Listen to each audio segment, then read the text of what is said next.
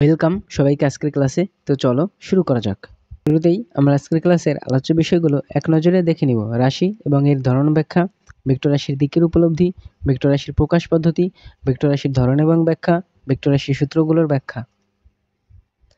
রাশি এ ভৌত জগতে আমরা যা কিছু পরিমাপ করতে পারি তাই হলো রাশি।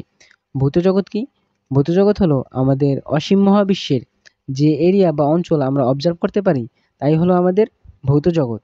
আমাদের মিল্কি ওয়ে গ্যালাক্সির থেকে শুরু করে 93 বিলিয়ন লাইট ইয়ার আলোকবর্ষ হলো আমাদের এই ভৌত জগতের ব্যাপ্তি। অর্থাৎ আমাদের মিল্কি ওয়ে গ্যালাক্সি থেকে 93 বিলিয়ন লাইট ইয়ার আলোকবর্ষ দূরত্ব পর্যন্ত আমাদের এই ভৌত জগৎ। আর আমাদের এই ভৌত জগতের মধ্যে আমরা যা কিছু পরিমাপ করতে পারবো তাই হলো আমাদের রাশি। যেমন পৃথিবীর আমরা ভর পরিমাপ করতে পারি, পৃথিবীর আমরা আয়তন পরিমাপ করতে পারি, পৃথিবীর ভূপৃষ্ঠের টেম্পারেচার কত আমরা তা পরিমাপ করতে পারি। এগুলো সবই হলো কি? রাশি। কারণ এগুলো আমরা পরিমাপ করতে পারি এবং এগুলো ভৌত জগতের মধ্যে আছে। দিক নির্দেশের ভিত্তিতে রাশি দুই প্রকার: স্কেলার রাশি বা অদিক রাশি অর্থাৎ যে রাশির দিক নেই, আর ভেক্টর রাশি বা সদিক রাশি অর্থাৎ যে রাশির দিক আছে। স্কেলার রাশি কি? যেসব রাশি প্রকাশে শুধু মান প্রয়োজন তাদেরকে স্কেলার রাশি বলে। অর্থাৎ যে রাশি প্রকাশ করতে শুধু মানই প্রয়োজন হয়, অন্য কোনো কিছুর প্রয়োজন হয় না, তাকে আমরা স্কেলার রাশি বলতে পারি। যেমন দূরত্ব, কাজ, দ্রুতি, শক্তি ইত্যাদি। আর যেসব রাশি প্রকাশে মান এবং দিক দুই প্রয়োজন হয়, মান এবং দিক দুই প্রয়োজন হয়, তাদেরকে আমরা ভেক্টর রাশি বলতে পারি। যেমন সরণ, বেগ, ত্বরণ ইত্যাদি। চলো আমরা এগুলোর ব্যাখ্যা ভালোভাবে দেখে আসি। দূরত্ব এবং সরণ। দূরত্ব কি? দূরত্ব হচ্ছে আমরা যদি কোনো পথে যাই তাহলে সেই পথের সম্পূর্ণ পথটি হবে হলো আমাদের দূরত্ব। আর সরণ হবে হলো সে পথের শুরু থেকে শেষ পর্যন্ত যে সরলরৈখিক দূরত্ব সেটা হবে আমাদের সরণ। যেমন এখানে আমরা যদি খেয়াল করি, এখানে দেওয়া আছে এবি একটি সম্পূর্ণ পথ, অর্থাৎ এই পয়েন্ট এবং এই বি পয়েন্টের মধ্যে এটা হলো একটি এবি সম্পূর্ণ পথ। এই সম্পূর্ণ পথের দূরত্ব দেওয়া আছে 15 কিলোমিটার এবং সরলরৈখিক পথ দেওয়া আছে 5 কিলোমিটার। তাহলে আমাদের দূরত্ব এবং সরণ চেয়েছে, তাহলে আমরা দূরত্ব কি জানি? দূরত্ব হচ্ছে শুরু থেকে শেষ পর্যন্ত সম্পূর্ণ পথ। সম্পূর্ণ পথ হলো কি আমাদের দূরত্ব। তাহলে এখানে দূরত্ব কত হবে? আমাদের দেওয়া আছে 15 কিলোমিটার, তাহলে আমাদের 15 কিলোমিটার হলো আমাদের দূরত্ব। আমাদের সরণ কি হবে? আমাদের সরণ হবে হলো সরলরৈখিক দূরত্ব। এ থেকে বি পয়েন্টের মধ্যে যদি আমরা একটা সরলরেখা আঁকিয়ে দিই তাহলে সেটা হবে আমাদের কি? সরণ। তাহলে আমাদের সরণ কত এখানে দেওয়া আছে? এ থেকে বি পয়েন্টের মধ্যে সরলরৈখিক দূরত্ব হচ্ছে 5 কিলোমিটার। তাহলে আমাদের 5 কিলোমিটার হবে হলো আমাদের সরণ। তাহলে ভাই আমরা এখানে বেসিক্যালি কি জানলাম? যে আমাদের দূরত্ব হলো আমাদের কোনো একটি জায়গা থেকে আমরা অন্য কোনো একটি জায়গায় গেলে সম্পূর্ণ পথটি হবে হলো আমাদের কি? দূরত্ব। আর সরণ যদি হতে হয় তাহলে সেই যেখান থেকে আমরা যাত্রা শুরু করছি সেখান থেকে শেষ পর্যন্ত এই দুইটা যে পয়েন্ট আছে এই পয়েন্টের মধ্যে যদি আমরা একটি সরলরেখা আঁকায় দিই তাহলে সেই সরলরৈখিক দূরত্ব বা পথটি হবে কি? আমাদের সরণ। এসএসসি 27 তোমাদের জন্য আমরা নিয়ে এসেছি physics chemistry first paper academic course, যেখানে তোমাদের প্রথম পত্রের সকল অধ্যায় স্টার্ট টু এন্ড লেভেল পর্যন্ত কনসেপ্ট ক্লিয়ার করা হবে। 50% প্লাস ডিসকাউন্টে এখন পাচ্ছ মাত্র 1500 টাকায়, যেখানে থাকছে ইন্টারঅ্যাক্টিভ 120 প্লাস লাইভ ক্লাস, যেখানে তোমরা ভয়েসের মাধ্যমে প্রশ্ন করতে পারবে। এখানে দেওয়া আছে বৃত্তের ব্যাসার্ধ 1 মিটার, এ থেকে বিতে গেলে দূরত্ব বা সরণ কত? দূরত্ব এবং সরণ কত? এখানে হচ্ছে এ পয়েন্ট, এ হচ্ছে বি পয়েন্ট। এ থেকে বি পয়েন্টে গেলে আমাদের, তাহলে এ থেকে বি এই পথটি হলো কি? আমাদের দূরত্ব। কারণ আমরা জানি কি কোনো যাত্রাপথের সম্পূর্ণ পথটি হলো কি? দূরত্ব। তাহলে আমরা এই এবি যদি বের করতে চাই কীভাবে বের করতে পারি? আমরা জানি সম্পূর্ণ বৃত্তের পরিধি কত? 2πr। তাহলে আমরা যদি এটা ভালোভাবে খেয়াল করি তাহলে আমরা এটা দেখব এটা পরিধির অর্ধেক অতিক্রম করছে। তাহলে এ থেকে বি এর সম্পূর্ণ দূরত্ব কত হবে? পরিধির অর্ধেক সমান। তাহলে আমরা লিখতে পারি আমাদের দূরত্ব হবে 2πr/2। এখানে আমাদের আর এর ভ্যালু হচ্ছে 1 দেওয়া আছে এবং আমাদের এই উপরের 2 সূত্রে এবং এই 2 কাটাকাটি যায়। তাহলে আমাদের এখানে কত থাকে? আমাদের এখানে থাকে শুধু পাই, যদি মিটার এককে পাই মিটার আমাদের দূরত্ব। তাহলে আমাদের সরণ কত হবে? আমরা জানি সরণ হলো কোনো যাত্রাপথের স্টার্ট পয়েন্ট এবং এন্ডিং পয়েন্টের মধ্যে যে সরলরৈখিক দূরত্ব সেটি হলো আমাদের কি সরণ। আমরা দেখতে পাচ্ছি এটি হচ্ছে বৃত্তের দুই ব্যাসার্ধের কি যোগফলের সমষ্টি অর্থাৎ ব্যাসের সমান। তাহলে আমাদের সরণ কত হবে? আমাদের সরণ হবে আর যোগ আর ইকুয়াল টু 1 + 1 = 2 মিটার। পরবর্তী প্রশ্ন, বৃত্তের ব্যাসার্ধ 2 মিটার, এ থেকে বিতে গেলে দূরত্ব এবং সরণ কত? এই হলো আমাদের এ পয়েন্ট, এই হলো আমাদের বি পয়েন্ট। আমরা যদি এ থেকে বিতে যাই তাহলে এটি হলো কি আমাদের দূরত্ব, বা এই পথে আমরা গেছি তাহলে এই পথটি হলো কি আমাদের দূরত্ব। তাহলে এ থেকে বি এর মধ্যে দূরত্ব কত হবে? আমরা যদি খেয়াল করি এটা হলো আমাদের বৃত্তের পরিধির 4/1 তাহলে আমাদের দূরত্ব কত হবে? বৃত্তের পরিধিকে 4 দিয়ে আমরা ভাগ করব। তাহলে বৃত্তের এখানে দূরত্ব কত হবে? দূরত্ব হবে হইল 2πr/4, এবং এই 2 হলো কি আমাদের এই বৃত্তের ব্যাসার্ধের মান। এবং আমাদের এই 2 আর এই 4 যদি কাটাকাটি করি তাহলে এখানে থাকে আমাদের 2 ইকুয়াল টু, যেহেতু আর কত 2 মিটার, তাহলে পাই ইন্টু 2/2। আমরা যদি এই 2 কাটাকাটি করি তাহলে এখানে আমাদের থাকবে কত? পাই মিটার। তাহলে আমাদের এখানে দূরত্ব পেয়ে গেলাম কত? আমাদের পাই মিটার। এবার আমাদের সরণ কত? আমরা কি জানি? আমরা জানি আমাদের সরণ হচ্ছে কি স্টার্ট থেকে কোনো যাত্রাপথের স্টার্ট পয়েন্ট এবং এন্ডিং পয়েন্টের মধ্যে যে সরলরৈখিক দূরত্ব সেটি হলো কি আমাদের সরণ। এখন এ এবং এই বি পয়েন্টের মধ্যে আমরা সরলরৈখিক দূরত্ব কিভাবে বের করতে পারি? আমরা যদি ভালোভাবে খেয়াল করি এ ও বি একটি কি সমকোণী ত্রিভুজ হয়েছে। তাহলে আমরা যদি সমকোণী ত্রিভুজের যদি দুইটা বাহু জানতে পারি তার দৈর্ঘ্য কত, তাহলে আমরা কি তৃতীয় বাহুর দৈর্ঘ্য জানতে পারি না পিথাগোরাসের উপপাদ্য অনুযায়ী? তাহলে আমরা এই যে ও বি বৃত্তের ব্যাসার্ধ, ও এও কি বৃত্তের ব্যাসার্ধ, যার মান দেওয়া আছে কত? 2 তাহলে আমরা কি এবি বের করতে পারি। তাহলে আমাদের সরণ কত হবে? আমাদের সরণ হবে হলো এবি সমান ও এ স্কোয়ার প্লাস ও বি স্কোয়ার সমান কত হবে? সমান হবে √2² প্লাস 2² সমান কত? √8 সমান সমান লিখতে পারি। এটাকে আমরা লিখতে পারি কি √8 মানে কি 2√2 মিটার। আমাদের পরবর্তী প্রশ্ন, যদি এম ভরের বস্তুটিকে এ পয়েন্ট থেকে, এই যে এম ভরের বস্তুটি এই এ পয়েন্টের থেকে নিক্ষেপ করলে বি পয়েন্টে পতিত হয়, তবে বস্তুটির দূরত্ব এবং সরণ কত? বস্তুটি আছে কোথায়? এই এ পয়েন্টে। এ পয়েন্ট থেকে আমরা যখন নিক্ষেপ করছি তখন উপরে সে 10 মিটার উঠছে, তারপর ডান দিকে 2 মিটার গেছে, আবার নিচে এখানে 10 মিটার নামছে, তারপর আবার এখানে নিচে 20 মিটার, তারপর সে বি পয়েন্টে আসছে। এটা হলো তার সম্পূর্ণ পথ। তাহলে আমরা যদি দূরত্ব দেখি তাহলে তার দূরত্ব কত? এখানে প্রথমে 10 মিটার, তারপরে 2 মিটার, 12 মিটার, আবার এখানে এসে 10 মিটার নামছে, 10 10 20 আর 2 কত? 22, আবার এখানে কত? 20, তাহলে 22 আর 20 কত? 42 মিটার। তাহলে সে সম্পূর্ণ কতটুকু পথ অতিক্রম করছে? 42 মিটার। তাহলে এ পয়েন্ট থেকে বি পয়েন্টে তার কত? তার দূরত্ব কত হবে? 42 মিটার। 42 মিটার। এবার আমরা যদি দেখি তার সরণ কত হবে, তাহলে তার সরণ হবে এই যে এ পয়েন্ট এবং এই বি পয়েন্ট, বি পয়েন্টের মধ্যে যদি আমরা একটি কি সরলরেখা আঁকায় দেই তাহলে সেটাই হবে কি তার সরণ। এবার আমরা যদি চিন্তা করি যে এই যে এ পয়েন্ট এবং এই সি পয়েন্ট এবং এই বি পয়েন্ট, এই এ বি এবং সি আমরা যদি একটি ত্রিভুজ চিন্তা করি তাহলে আমরা এটার ভ্যালু জানি। আমরা এখানে যদি একটি সরলরেখা আঁকায় দিই তাহলে আমরা এটার ভ্যালু জানি। এটার ভ্যালু কত হবে? 2 মিটার। এটার ভ্যালু হবে কত? 20 মিটার দেওয়া আছে। তাহলে আমরা কি এটার ভ্যালু বের করতে পারবো সেম আগের মতো। তাহলে আমরা এখানে কিভাবে পিথাগোরাস উপপাদ্য প্রয়োগ করে আমরা এই এবি এর ভ্যালু কি বের করতে পারি? কিভাবে?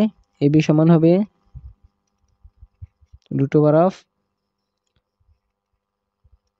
√OB² প্লাস OA স্কোয়ার সমান কি হবে? ওবি এর ভ্যালু কত? ওবি এর ভ্যালু হলো 20 স্কোয়ার প্লাস ওইটার ভ্যালু কত?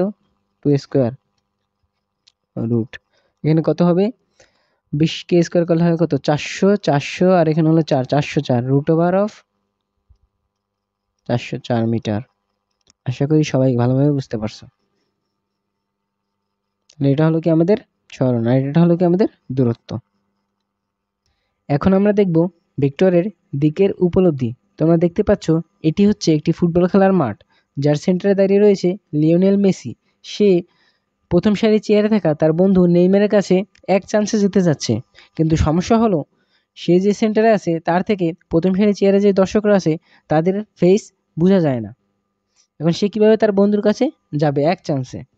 এখন সে শুধু জানে তার থেকে তার বন্ধুর দূরত্ব হলো প্রথম সারির চেয়ার। এখন সে একটা কাজ করতে পারে যে এই বরাবর ধরো আঁকাবাঁকা এসে এই বরাবর পর্যন্ত ঘুরে তারপর তার বন্ধুর কাছে যেতে পারবে, বা এই বরাবর এসে সে তার বন্ধুর কাছে এইভাবে ঘুরে এখানে যেতে পারবে। মেসি তো বোকা নয় যে সে এরকম ঘুরে সম্পূর্ণ ঘুরে আবার যাবে। সে কি করবে, তার বন্ধুকে ফোন দিবে এবং ফোন দিয়ে বলবে যে তুমি কোথায় আছো, হাত জাগাও। তারপর সে তার বন্ধুর কাছে সরাসরি ডিরেক্ট চলে যাবে। অর্থাৎ এর মাধ্যমে আমরা কি বুঝলাম, যে শুধুমাত্র ভ্যালু দিয়ে বা মান দিয়ে সে তার বন্ধুর কাছে যেতে পারতেছে না।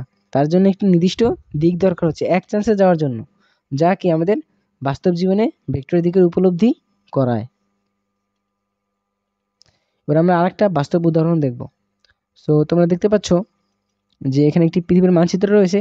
তো আমরা যেহেতু ভেক্টরে বা দিক সম্পর্কিত সমস্যার সমাধান করবো, এই জন্য আমরা এখন থেকে দিক সম্পর্কিত সমস্যাগুলোতে এই ম্যাপটা খেয়াল রাখবো। আমরা যেই দিকে থাকি না কেন সবসময় আমরা আমাদের ডান দিকে পূর্ব দিক, বাম দিকে পশ্চিম দিক, উপরের দিকে উত্তর দিক এবং নিচের দিকে দক্ষিণ দিক রাখবো। মনে করো তুমি একাদশ শ্রেণীতে ঢাকার একটি কলেজে চান্স পেয়েছো। তো তুমি এখন থাকলো মিরপুর 1 নম্বরে। তো এটা হচ্ছে ম্যাপটা দেখতে পাচ্ছ, মিরপুর 10 নম্বর গোলচক্কর, এদিকে ছিল মিরপুর 1, তুমি এদিকে থাকো। এদিকে ছিল মিরপুর 12, এদিকে মনে করো তোমার কাজিন থাকে।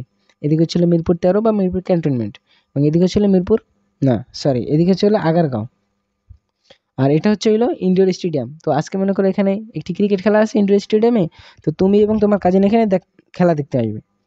তো তোমার কাজিন তোমাকে ফোন দিয়ে বলো যে তুই কি এটা চিনিস, ইনডোর স্টেডিয়াম কোথায় সেটা কি চিনিস? তো তুমি ভাব নিয়ে বলতে গেলে যে হ্যাঁ আমি চিনি। তোমার বন্ধু তোমার কাজিন তোমাকে বলে দিল যে 10 নম্বর গোলচক্কর থেকে ইন্ডিয়া স্টেডিয়ামের দূরত্ব হলো কত, 700 মিটার, এটা তোমাকে বলে দিল। তো চলো এটা আমরা এখন বাস্তব উদাহরণের মাধ্যমে দেখব। তো এই জন্য আমরা চলে আসলাম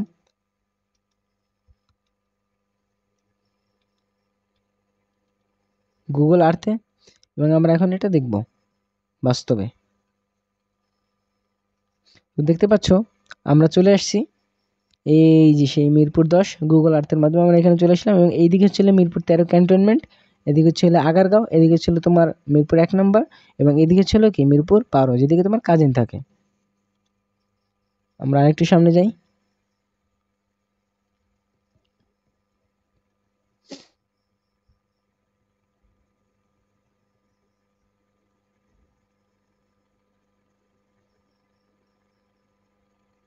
এই যে এটা হচ্ছিল মিরপুর 2 নম্বর শেরেবাংলা ন্যাশনাল ক্রিকেট স্টেডিয়াম।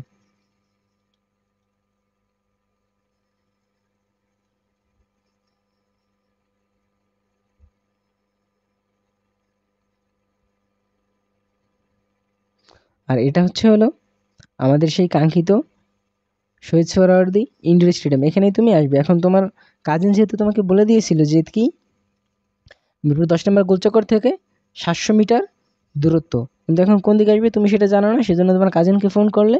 এখন তোমার কাজিন তোমাকে তাহলে কোন দিকে যেতে বলবে বলো তো? তো চলো এটা আমরা দেখে আসি। এই যে এইদিকে আমাদের যেতে হবে।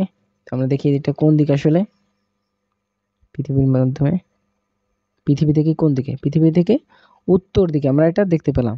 আমরা যদি আগের স্লাইডে চলে যাই হচ্ছে যে তাহলে উত্তর দিকে আমাদের যেতে হবে। তাহলে তোমার কাজিন তোমাকে কি বলবে যে 700 মিটার উত্তর দিকে, তাহলে তুমি এইদিকে চলে এসে 700 মিটার এইদিকে এসে তাহলে তুমি ইন্ডোর স্টেডিয়ামে পৌঁছতে পারবে।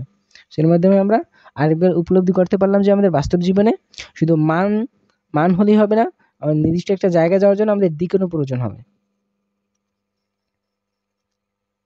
তো এখন আমরা দিক সম্পর্কিত একটি সমস্যা দেখতে পাচ্ছি।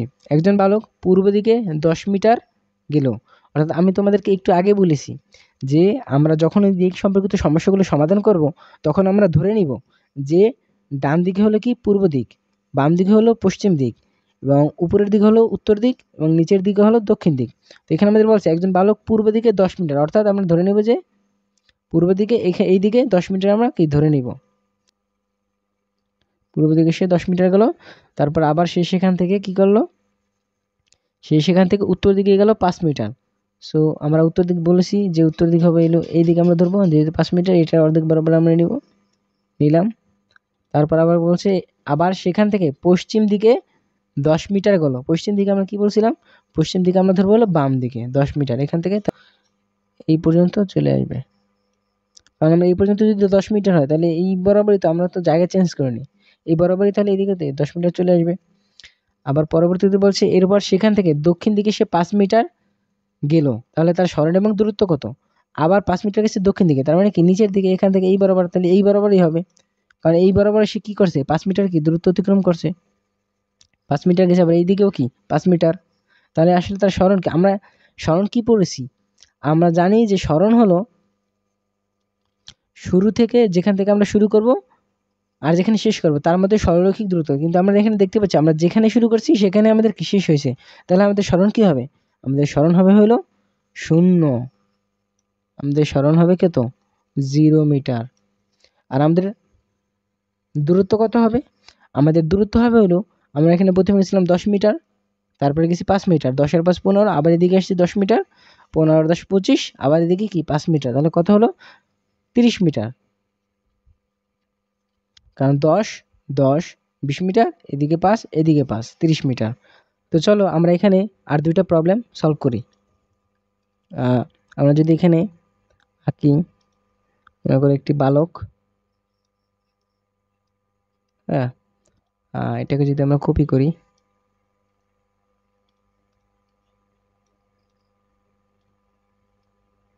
মনে করো দুইটি বালক, দুইটি বালকের মধ্যে এই বালকটি এদিকে 5 নিউটন বল দিচ্ছে, আবার এই বালকটি এদিকে 5 নিউটন বল দিচ্ছে। এই বালকটি 5 নিউটন বল দিচ্ছে, এই বালকটি সেই দিকে 5 নিউটন বল দিচ্ছে, তাহলে তার মান কত হবে বলো তো? এই বালকটিও দিচ্ছে 5 নিউটন বল, এই বালকটিও দিচ্ছে কত, 5 নিউটন বল, কিন্তু দিচ্ছে কোন দিকে, ও দিচ্ছে এইদিকে, ও দিচ্ছে এইদিকে, অর্থাৎ বিপরীত দিকে। তাহলে তাদের ভ্যালু কত হবে জানো? তাহলে দুইটার সমষ্টির ভ্যালু হবে কত, 0। আবার মনে করো এই বালক দুইটাই, তারা যদি একসাথে হয়ে, বালক দুইটা যদি একসাথে হয়ে একই দিকে, তারা যদি একই দিকে, তারা যদি একই দিকে একসাথে একই দিকে সেম বল দেয়, তাহলে তার ভ্যালু কত হবে? একই দিকে যদি সেম বল দেয় তাহলে তার ভ্যালু কত হবে? মনে করো আমরা এখানে ধরে নিলাম যে 5 নিউটন বল দিচ্ছে তারা, ঠিক আছে? তাহলে এখানে তাদের সমষ্টিগত বল কত হবে? বল হবে তাদের সমষ্টিগত বল হবে কি, তাদের যোগফলের সমান। 5 যোগ 5 কত, 10 নিউটন। বল আমরা দেখতে পাচ্ছি এটি নির্দিষ্ট নিয়ম কিন্তু মেনে চলতেছে, অর্থাৎ যখন দুইটি বালক বিপরীত দিকে বল দিচ্ছে তখন তাদের মানে সমষ্টিগত ভ্যালু হচ্ছে কত, 0। আবার যখন তারা একই দিকে দিচ্ছে তখন তাদের সমষ্টিগত ভ্যালু হচ্ছে কত, তাদের সমষ্টিগত ভ্যালু হচ্ছে তাদের বলের যোগের সমান। অর্থাৎ দেখা যাচ্ছে যে ভেক্টর রাশিগুলো নির্দিষ্ট একটি নিয়ম ফলো করে। ওকে, চলো আমরা নেক্সটে যাই। তো আমরা দেখতে পাচ্ছি ভেক্টর ট্রিক্স। ভেক্টর ট্রিক্স কি? এর মাধ্যমে আমরা ভেক্টর রাশিগুলো খুব সহজে মনে রাখতে পারবো। অর্থাৎ ভেক্টর রাশি মনে রাখার কৌশল, ভবের সপ্রিয়তম ভাসে প্রেমে, এটা তোমরা একটু দেখে নিবে। ভেক্টর রাশি প্র্যাকটিস। তো চলো আমরা একটি প্র্যাকটিস করি। নিচের কোনটি ভেক্টর রাশি নয়?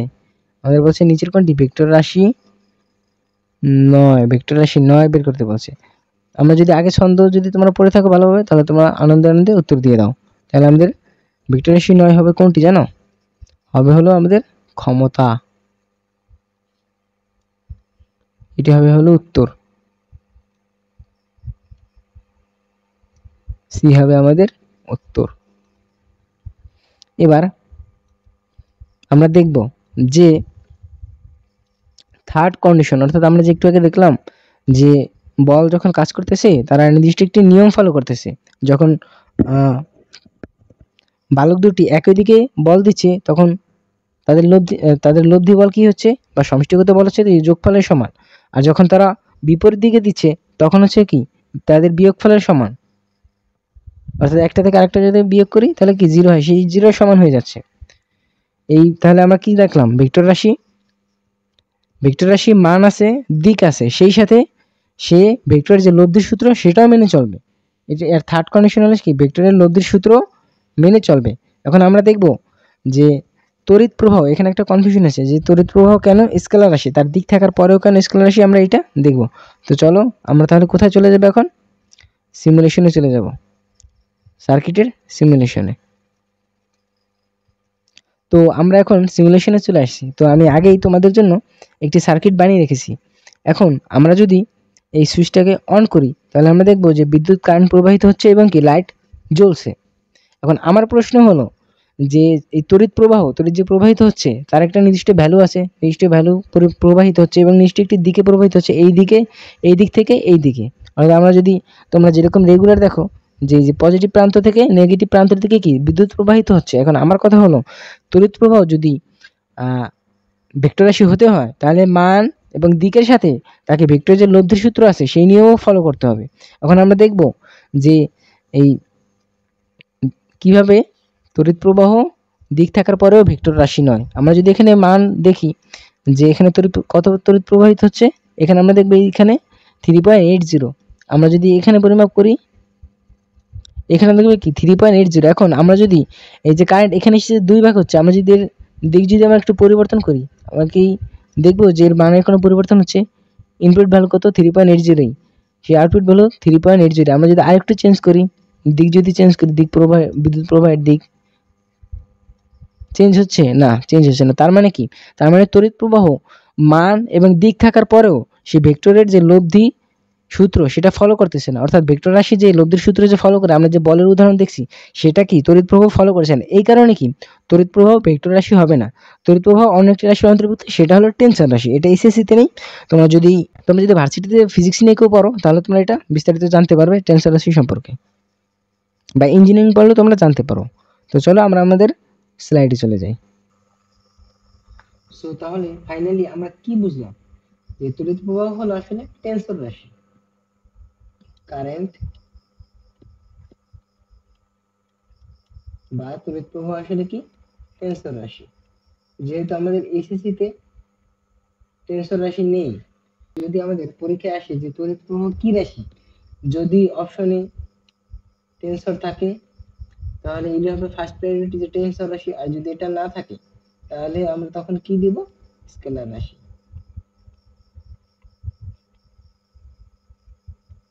ওকে, আরেকটা ব্যতিক্রম আছে হলো চাপ বা প্রেসার, এটা হবে কি স্কেলার রাশি। ওকে, চলো আমরা নেক্সটে যাই। আমরা দেখতে পাচ্ছি যে ভেক্টর রাশির প্রকাশ পদ্ধতি। ভেক্টর রাশিকে দুই ভাবে প্রকাশ করা যায়, এক হলো সরলরেখা দ্বারা, দুই হলো অক্ষর দ্বারা। সরলরেখা দ্বারা এই যে এইভাবে প্রকাশ করা যায়, তীর চিহ্ন, যে সরলরেখা থাকবে মাথায় একটি তীর চিহ্ন থাকবে, এটা হলো কি সরলরেখা দ্বারা ভেক্টর রাশিকে প্রকাশ করা। অক্ষর দ্বারা কোনো একটি ভেক্টর রাশিকে চার ভাবে প্রকাশ করা যায়। এটা হলো প্রথম অক্ষর থাকবে, ধর আমরা এর জায়গায় বি থাকতে পারে, যে কোনো অক্ষর থাকতে পারে, উপরে তীর চিহ্ন, আরেকটা হলো উপরে সোজা দাগ, আরেকটা হলো নিচে সোজা দাগ, আরেকটা হলো মোটা হরফে বা একটা বোল্ড করা দিয়েও বোঝানো যায়। আর এগুলো সবগুলোর দুই পাশে যদি আমরা দুটো সোজা দাগ দিই তাহলে সেটা হবে কি এই ভেক্টর গুলোর মান প্রকাশ করবে। অর্থাৎ এটার মান হলো এটা, এটার মান প্রকাশ করবে এটা, এটার মান প্রকাশ করবে এটা, এটার ভ্যালু প্রকাশ করবে এটা, সেটাই বোঝাবো। আর ভেক্টর রাশি প্রকাশে সর্বাধিক প্রচলিত এবং ব্যবহৃত হলো কি এর উপর ভেক্টর চিহ্ন দেওয়া। আসলে বুঝতে পারছি। এরপরে তোমরা দেখতে পাচ্ছ ভেক্টর রাশির প্রকারভেদ। এই পাশে রয়েছে 8 প্রকার এবং এই পাশে রয়েছে 8 প্রকার। এদের পাশাপাশি রাখার কারণ হলো এদের সাথে এদের পরস্পরের সম্পর্ক রয়েছে কিছু। চলো আমরা নেক্সটে যাই। এখানে রয়েছে একক ভেক্টর। একক ভেক্টর কি, যে ভেক্টরের মান এক একক তাকে একক ভেক্টর বলে। অর্থাৎ যে ভেক্টরের মান এক একক তাকে একক ভেক্টর বলে। যেমন মনে করো আমরা যদি কোথাও পাই যে স্মরণ ঘটছে 1 মিটার স্মরণ ঘটছে, তাহলে ওই সরণ ভেক্টরের মান হবে কত? তাহলে সরণ ভেক্টরকে আমরা কি বলতে পারবো? একক ভেক্টর বলতে পারবো। এবার এখানে যদি দেখো যে আমরা এই ব্লকটার উপরে, এই ব্লকটার এইদিকে 1 নিউটন বল প্রয়োগ করছি, যেহেতু মান 1, যেহেতু বল একটি ভেক্টর রাশি এবং মান 1, সেহেতু এই 1 নিউটন বলটা কি হবে? একটি একক ভেক্টর হবে। আবার 1 মিটার পার সেকেন্ড একটি বেগ, বেগ যেহেতু একটি ভেক্টর রাশি, তাই যখন আমরা এটা 1 ইউনিট হবে তখন আমি সেটাকে বলতে পারবো কি? একক ভেক্টর। এবার 1 মিটার পার সেকেন্ড স্কয়ার বা ত্বরণ, ত্বরণের ভ্যালু যখন 1 হবে তখন আমরা বলতে পারবো এটা হলো কি? একক ভেক্টর। এরপরে রয়েছে আয়ত একক ভেক্টর। আয়ত একক ভেক্টর কি? ত্রিমাত্রিক, ত্রিমাত্রিক কার্টেসীয় স্থানাঙ্ক ব্যবস্থায় তিনটি ধনাত্মক অক্ষ বরাবর যে তিনটি একক ভেক্টর বিবেচনা করা হয় তাদেরকে আয়ত একক ভেক্টর বলে। অর্থাৎ আমরা একটু আগে জেনে আসলাম যে একক ভেক্টর কি। একক ভেক্টর হলো যে ভেক্টর মান 1 থাকবে। আর আয়ত একক ভেক্টর কি? ত্রিমাত্রিক কার্টেসীয় স্থানাঙ্ক ব্যবস্থায় তিনটি ধনাত্মক অক্ষ বরাবর যে তিনটি একক ভেক্টর বিবেচনা করা হয় তাকে আয়ত ভেক্টর বলে। তো চলো এটা প্রথমে আমরা ভালোভাবে বোঝার জন্য আমরা দ্বিমাত্রিক কার্টেসীয় স্থানাঙ্ক ব্যবস্থা কিভাবে আসে সেটা জেনে আসি। তো আমরা এখানে দেখতে পাচ্ছি এই হলেন বিজ্ঞানী রেনে দেকার্তে, যে দ্বিমাত্রিক স্থানাঙ্ক ব্যবস্থা আবিষ্কার করেছেন।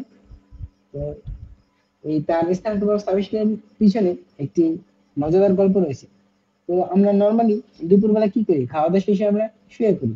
তো বরাবর মতো বিজ্ঞানী রেনে দেকার্তে তিনিও দুপুরে শুয়ে পড়লেন। তিনি ছাদের দিকে তাকালেন এবং দেখলেন যে এখানে একটি মশা রয়েছে। এখন মনে করো যদি এরকম হয় মশাটি উড়ে যায়, তাহলে কি তুমি বলতে পারবা যে মশাটি আসলে কোথায় ছিল? এটা কি তুমি বলতে পারবা? তো তিনি এই নিয়ে ভাবতেছিলেন, ভাবতে ভাবতে তিনি বললেন যে যদি এমন হয় আমরা যদি কোনো জায়গার দূরত্ব বা কোনো জায়গা থেকে কোনো জায়গায় কতটুকু ডিস্টেন্স আছে সেটা যদি আমরা বের করতে চাই, তাহলে প্রথমে কোন জায়গাটার দূরত্ব আমরা মাপতে চাচ্ছি সেটা কোন জায়গার সাপেক্ষে। যেমন মনে করো আহ এখানে যদি আমরা মনে করো ঢাকা, তাহলে আমরা যদি বলি যে ঢাকার দূরত্ব কত, এখন এখানে আমাদের আগে প্রশ্ন চলে আসবে যে আমরা কোন জায়গা থেকে ঢাকার দূরত্ব মাপছি। সেটা কি নিউ ইয়র্ক থেকে, নাকি বরিশাল থেকে, নাকি রাজশাহী থেকে, নাকি চিটাগাং থেকে? ঠিক একইভাবে তিনি এখানে সেম প্রশ্ন করলেন যে যেহেতু আমরা মশা আছে, মশা দিয়ে এখানে আছে, তাহলে সেটা কোথায় আছে সেটা বের করবে। তাহলে আমরা কি করব যে আসলে আমরা কোথা থেকে মাপতে চাচ্ছি যে মশাটা কোথায় আছে সেটা আমাদের আগে ধরে নিতে হবে। তো তিনি কি করলেন যে ছাদে যে এক ধরনের এক কোণা আছে, এই কোণা থেকে ধরে নিলেন। তারপরে তিনি এরকম সোজা দাগ টানলেন, এরকম করে দাগ টানলেন। তারপর তিনি এরকম হিসেব গণনা করলেন। তারপর উপরের দিকে এইদিকে হিসেব গণনা করলেন। তারপর তিনি হিসেব করলেন যে আমি এইদিকে এই 4 ঘর, তারপরে এইদিকে 4 ঘর যাবো, 1 2 3 4, এদিকে 2 4 এইভাবে তিনি দ্বিমাত্রিক স্থানাঙ্ক ব্যবস্থা আবিষ্কার করেন। আশা করি বুঝতে পারছো। এদিকে হলো এক্স অক্ষ, এদিকে হলো ওয়াই অক্ষ। তো আমরা আগের স্লাইডে এটাই দেখতেছিলাম যে এই যে এটা হলো দ্বিমাত্রিক স্থানাঙ্ক ব্যবস্থা, এদিকে হলো এক্স অক্ষ, এদিকে হলো ওয়াই অক্ষ। আর বিজ্ঞানীরা পরবর্তীতে যেহেতু আমাদের এই পৃথিবী বা আমাদের ফিজিক্যাল ওয়ার্ল্ডে সবকিছু হলো 3D, এই কারণে বিজ্ঞানীরা এক্স অক্ষ এবং ওয়াই অক্ষের সাথে আরেকটি অক্ষ আবিষ্কার করেন, সেটি হলো জেড অক্ষ। এটি আমরা ভালোভাবে বোঝার জন্য আমরা 3D জিওমেট্রি দেখব। চলো।